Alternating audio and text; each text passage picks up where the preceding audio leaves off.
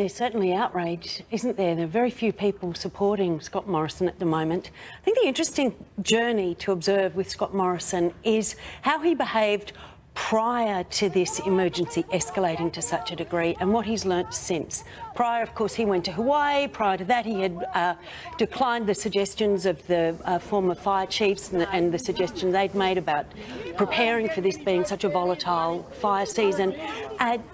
And he even, in the interim, said that the firemen wanted to be out there. That's what they liked doing, the volunteers, and therefore didn't need compensation of any sort. Since then, he has returned. And what has happened? What has he learned? How has his behaviour changed? Probably his two pivotal points are that he said that the cricketers should be an inspiration to us, which went down like a lead balloon. And yesterday he was walking amongst other people's misery, saying, my job is to offer comfort and support. That is not his job. And I think that's the fundamental issue here. I don't think this man is a leader, and I actually think he should resign. The fear of people is not just this crisis and how it is being managed now, but how will it be prevented in the future? Every single bit of advice is that we can only see that this sort of situation will escalate because of the climate changing, the nation drying, even the rain patterns changing.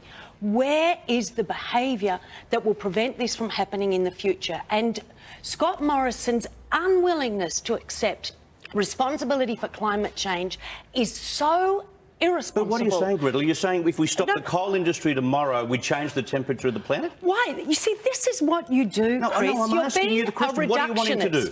You are being a reductionist. I am not the leader of the country.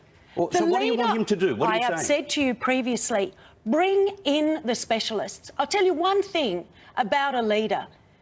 When you look at someone like this, you have to ask yourself, why is he not doing anything? Let me finish. I think this is really crucial because we live in a society where everybody thinks anybody can be anything as long as they dream of it.